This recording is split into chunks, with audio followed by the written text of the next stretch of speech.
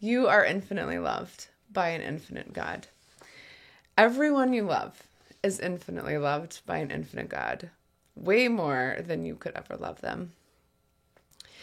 Everyone you hate is infinitely loved by an infinite God, way more powerfully than you could ever hate them. Welcome, welcome, welcome to the Love Your Unlovable podcast. I'm your host, the wildly unlovable, yet infinitely loved Eileen Chevalier. So if you've been following along on Fridays, you'll know that our marriage, Mike and I, had a really tough time at the beginning. And I mean, it's not a piece of cake ever, but it was really, really difficult in the beginning. And as I began to process that, I realized that a lot of our patterns and our insecurities or our natural tendencies are based on our families of origin, unsurprisingly, and what we've seen modeled and what we've experienced that way. So I'm going to read you, once I put my glasses on, an excerpt from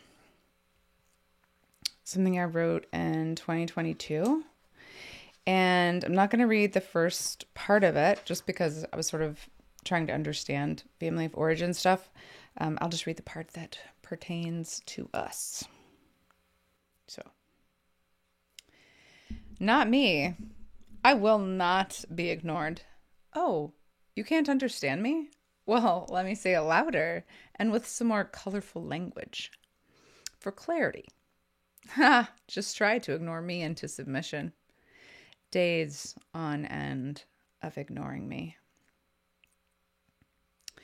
We're going to have a very different outcome. Hallelujah. Eventually, though, years. Give it a decade or more. It will get better every year.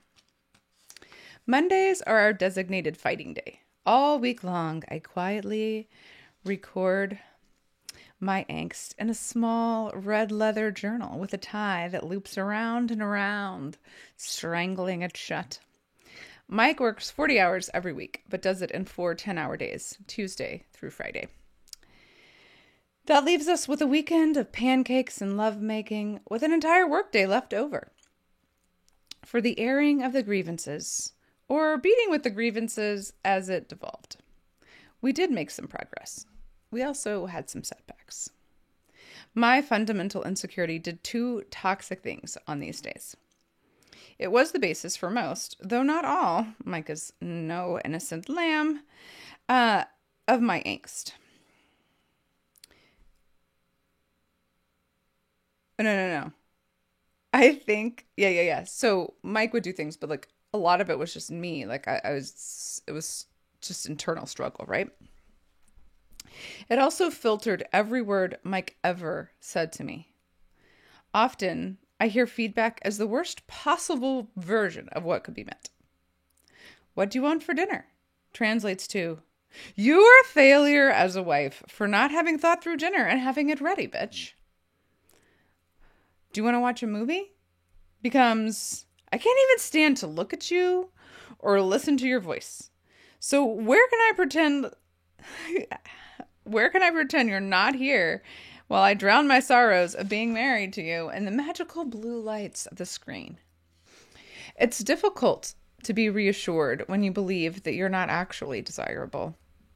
It's difficult to be loved, to experience the love of another, when you cannot find a way to love yourself. I needed convincing that I could be loved by this gorgeous, talented man in my bed.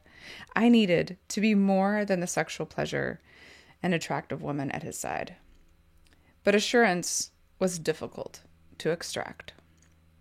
Thankfully, Mike did enjoy my body and my sexual appetite. I knew he found me attractive, but did he find other women more attractive? This must have been the subject of my fear the evening that Mike told me, not in anger or a moment of fighting, but in the dark and quiet as we lay talking in bed, that his mother was more beautiful than me. In every way. In every way. I know that I can hear things as worse than they really are, so I clarified. Yes, Yes, he did say in every way.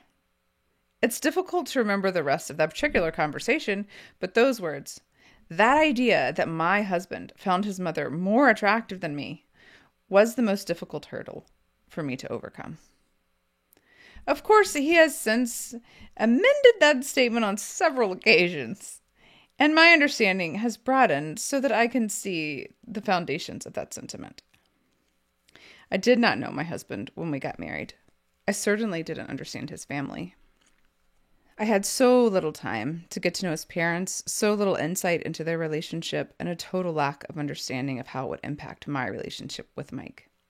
He seemed independent, ready to set out on his own and make his own choices. We agreed that neither of us wanted the sort of relationship our parents had. No, we wanted an amazing marriage. A better marriage than any of the ones we'd seen. We just had no idea how to get there. How could you possibly learn to knit if you've never seen anyone do it and on the garments you've been shown are sloppy or falling apart? How would you figure it out? It's not as if we didn't seek help. So many hours with so many counselors. The vast majority of the time we spent sitting under the wisdom and authority of these experts was unquestionably destructive. What we needed was to know what love really is. And so Mike's parents just celebrated their 50th, and my parents celebrated their 50th years ago. And I think there's a lot of love, right? But I think we had this idea of like this magical, fantastical love that we wanted to have with one another. And, like none of the examples that we had in our lives were that like fantastical idea that we had. And I don't know like how close we've come to what that ideal was. But I think in some ways we've surpassed it because we've learned to love one another in a way that I never understood was possible when I was younger. So thank you to both of our parents for being amazing and loving each other and sticking in there and showing us that example. And yeah. Thanks to Mike for sticking in there with me so we could really learn about love. And thanks to you for being here and listening to our story. See you next time.